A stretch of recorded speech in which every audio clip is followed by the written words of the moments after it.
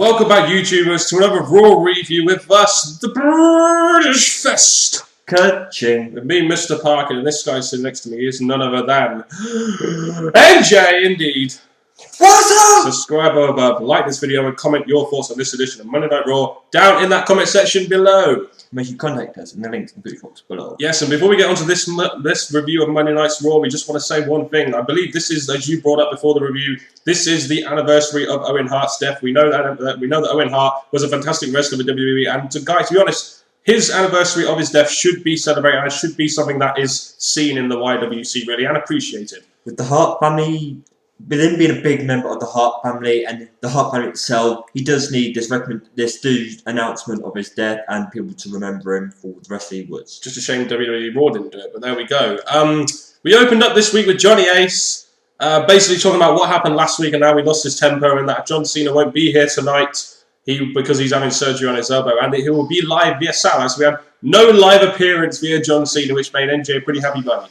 It did make me very happy, but the big thing about the open segment, two things. Number one, I really couldn't hear a single word he said, so I had to search on Twitter to see if people did have their volume turned up louder than what we could. And the other thing is, it went on for a bit long just to get his point across. I just thought it was getting pretty boring. It probably should have been a bit short, because then you had CM Punk coming out. It's kind of like, oh, we're reliving this old feud, and basically he talks about, Johnny Ace talks about how he was good in Japan and how Johnny Ace versus Cena will be bigger than Brock versus Cena, and then you get CM Punk saying that WWE owners don't want to see Johnny Ace, that he's saying that Johnny Ace wasn't a draw and all that kind of shit, and Punk versus Tensai's made as our main event for the night. Yeah, we've got these pictures of how Johnny Ace and all this, trying to pick himself up, trying to get ready for the match. CM Punk came out calling him a tool and all that. It's very entertaining when Punk came out. So I'm kind of glad he did. I wanted someone to kind of shut him up. And Punk, maybe not the right choice, but it did set the main event, which we could see coming. Especially when you consider the fact that Johnny Ace is supposed to be in a feud with John Cena, but there you go.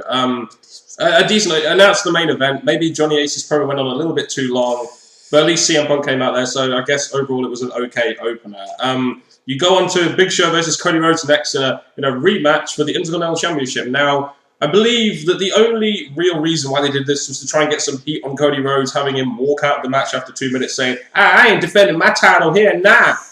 Yeah, it was a pretty short match, because obviously they got straight to the point of Cody Rhodes walking out. This brought up the thing that we've had backstage segments, brings out Eve to make Big Show apologise for making fun of how Johnny Ace speaks, which we all do. That was stupid, really, wasn't it? But at least they're trying to get some heat on Cody Rhodes. I imagine they'll be doing this at Over the Limit, so I can't rag on this segment too much, really.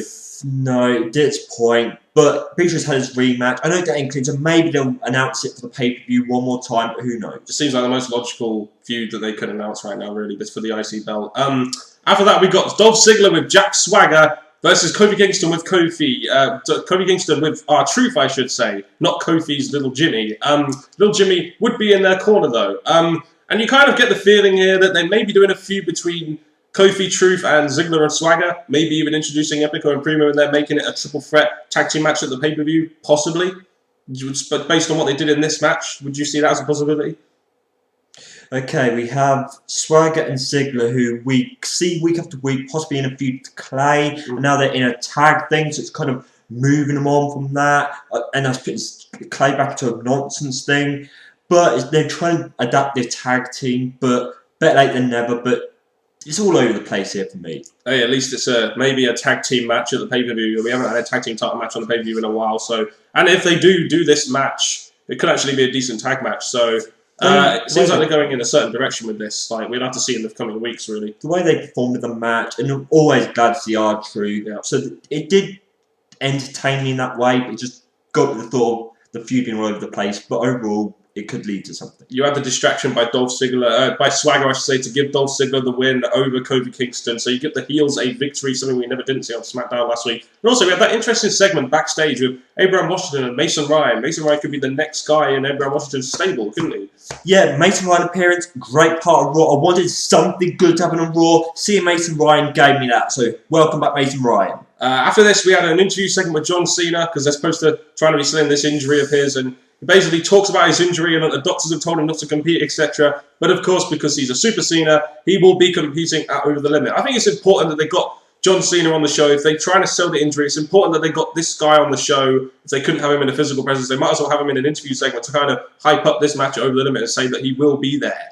Yeah, him hyping up his match was decent and all. It got us thinking, yes, John Cena's had his say before the match and all this and all that. But overall, I just didn't think it was that out there. But Cena did what he could to make his appearance and his welcoming for the match out there. Yeah, I think these interview segments are good for the show. They do need to break up the show a little bit with interview segments and stuff. So I didn't have too many problems with this segment. I know Cena gets a lot of hate, but I'm not going to bash on Cena too much in this segment. I thought he spoke pretty well.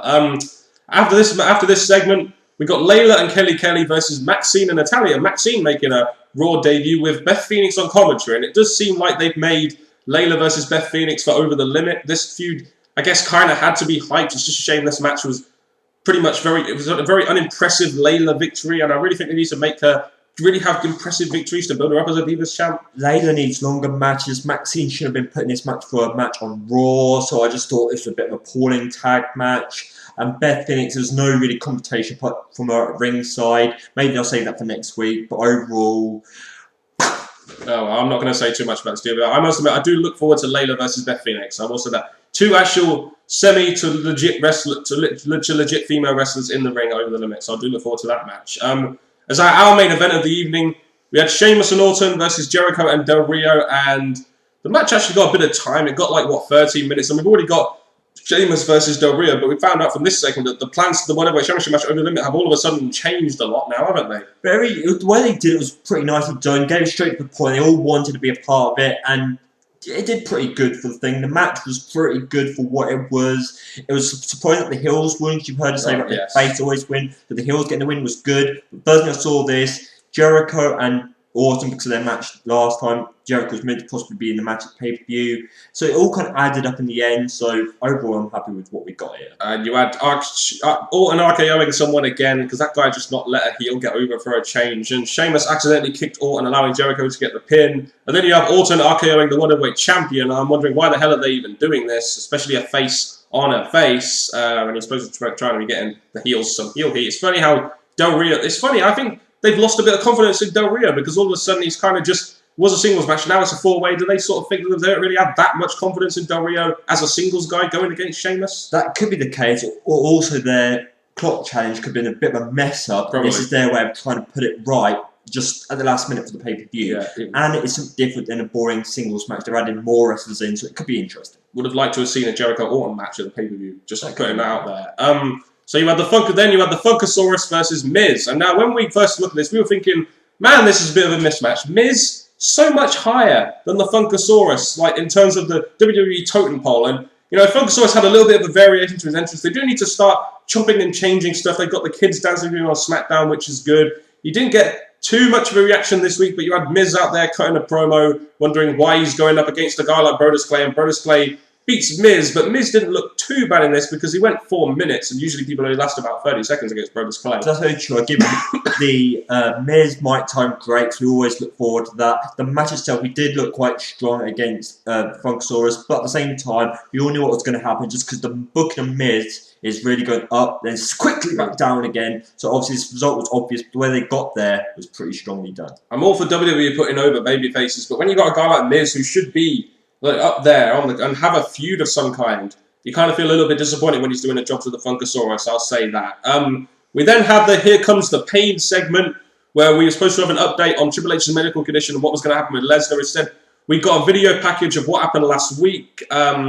You know, and this is the problem when Lesnar doesn't like many dates. You kind of have to find ways of writing him off TV, and not having Lesnar on the TV show, in my opinion, this week kind of hurt it in a little bit. And we find out the news that Triple H will be on Raw next week. So you're looking forward to Raw next week? Very true. The video packages was a bit long for me. They're just trying to fill up time as much as they could with this. Hearing Triple H being there next week, as much as I'm liking it, his injury that he got, I know he didn't get one as bad as Cena did, but I'm looking forward to seeing Triple H here, wondering what he's going to say, what he's going to hype up, and a feud with him and Lesnar possibly getting added up next week. And possibly maybe even going into SummerSlam, a big four. Who really knows? But then we got a bit of a surprise. We got the music of Lesnar going, and then who comes out? NJ? Paul Heyman. Paul Heyman comes out to a kind of not very great reaction. I don't think many people know who he is, but he's the representative for Brock Lesnar, the perfect guy to actually do that, because Lesnar can't really work a mic. You might as well put Heyman in that position. Basically talking about how Lesnar has been unappreciated by WWE management and how WWE is limits conscious with its PG rating, and basically saying that Lesnar is a massive commodity and that Lesnar has quit the company. Now, I don't buy that for 1 second, but it looks to me like WWE probably would, in storyline, would have fired him anyway because of his actions towards Triple H. Well, with Lesnar quitting in storyline, it does keep him out of the shows, which Lesnar wanted. He didn't really want to travel that much, and hopefully, this not be a one for Paul Heyman. Hopefully, to replace Lesnar in the TV shows, we'll get a few appearances of Paul Heyman to fill up his places, adding towards the pay-per-view, his feud with Triple H, but who knows. All I can say, it was great to see Paul Heyman back.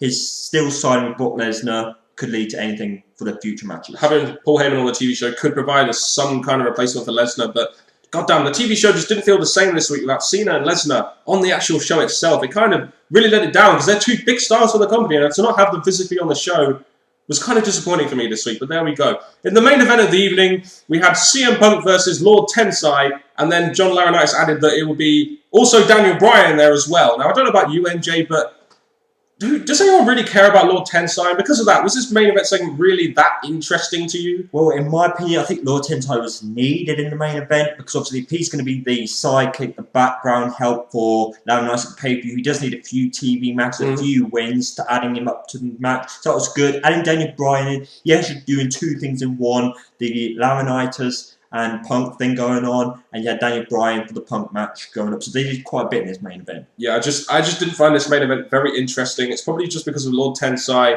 You allowed Lord Tensai to get the victory on CM Punk after the interference by Sakamoto and Daniel Bryan, and the botch finisher by Tensai was a little bit off. But to me, it was just a very uninteresting main event segment, made interesting by the fact that after the match, Daniel Bryan put the yes lock on Punk and actually, rather than getting cheered like he has been doing lately with his yes chants, actually got some heat, which was quite nice to see. It was all needed because obviously with this going up against a big face in the company or a new rising company face, he does need as much heat as he can, and going up against Punk should hopefully, in result in WWE's booking, may give it to him. Especially after how he was booked on SmackDown, where him and Del Rio looked like total chumps by WWE. But there we go.